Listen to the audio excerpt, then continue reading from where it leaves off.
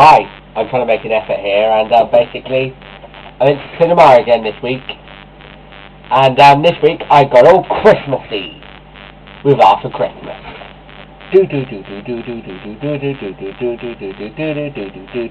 Movie review.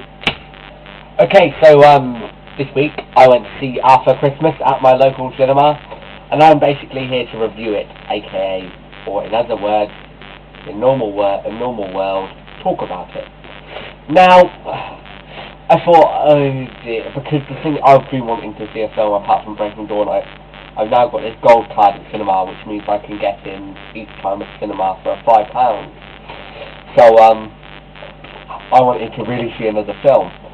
So I looked, and basically the only two good films that were on at the cinema was After Christmas and Johnny English. And I'd already seen Johnny English and heard all my mates.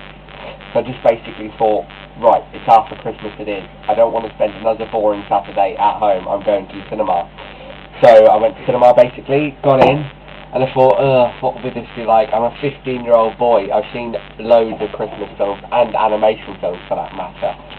So I expected disappointing things of the film, and I was quite surprised at how there was hardly little disappointing things to be shown in the film. It was actually quite a pleasant film. It was a very nice film. You know, it's a family film. It was a lovely, friendly family film, and it begins with this little girl called Gwen writing her Christmas list to Santa. Now, I didn't know this, but my mate said at the end, looking at the credits, that it was the girl that played her was Romana Marquez, who played Karen from Outnumbered. And, you know, that's nice to see that a great girl with that talent is now working on to bigger things such as movies. So I'm really proud of her for doing that. And basically, she is the only girl in the world that doesn't get her Christmas present delivered to her on Christmas Eve. And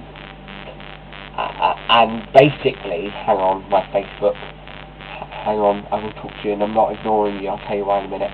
So yeah, basically, she doesn't get her present delivered on Christmas Eve because they're doing this mission thing at the North Pole, like it's all secrety, and they've got like all these computers up watching the elves and Santa Claus deliver presents into different houses. And during, like, I don't know, they're watching this bit, and to try and make sure the mission is accomplished, because this toy could wake this child up because there's a waker, and as this guy, there's this elf that's watching it, but he presses this button on his computer thing, and this computer thing moves the little girl's bike down onto the ground where hardly no other presents are, because all the other presents have been delivered, and that present just gets abandoned and fell on the floor. You may not be with me on this, but trust me, when you see it, it'll all make sense. And basically, it's just about Arthur, and not Santa Claus, because there's been other previous Santa Clauses before Arthur. No, before this Santa Claus. There's been like 19 other Santa Clauses. And the 19th Santa Claus, which is Arthur's grandfather, and this Santa Claus, which is Santa Claus now, which is the 20th Santa Claus, is Arthur's dad. So basically, instead of the real Santa Claus, instead of Arthur's dad featuring in the, they shouldn't have really made it, you know, the main Santa Claus wasn't featured in it much. It was more evolved around Arthur and his granddad basically being able to deliver the little girl's present on time before sunrise on Christmas Day. Now, basically, I've spoiled the whole film for you here, but this is what you get if you listen to my reviews, and I'm sorry if I have ruined the film, but it was a little bit too predictable at times, but I suppose I am 15, so you sort of do know what you can expect from an animation film, but it's not to knock it down. It was good. Although we were possibly the oldest in the cinema, I still had a good time watching it. It is also a very fun, family-friendly film to watch. And surprisingly, it's been given good reviews. It's got a average rating of 92% out of 100 on aggravate on the site Rotten Tomato, and other people are saying it.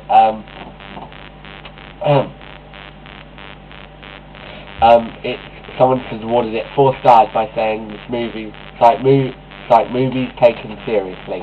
Awarded the film 4 stars and stated bursting with a colourful, engaging story and characters, plus subtle humour and clever plot lines. It is, it really is. There wasn't any laugh out loud moments for me, but I did find myself chuckling away, and I liked how they did how they mixed in with these new ideas, and they didn't make it the same Christmassy film, if you know what I mean.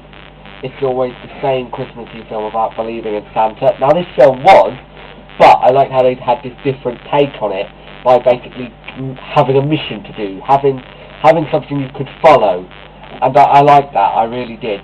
It's got a great voice cast as well. James McAvoy plays voices Arthur, who Larry voices Steve, which is Arthur's brother.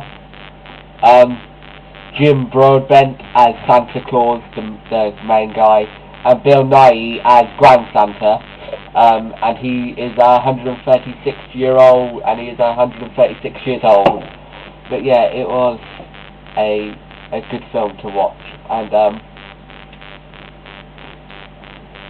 I recommend it to anyone that just wants a festive, Christmassy film to watch, and Arthur Christmas is the film for you. And that's my review of Arthur Christmas, guys.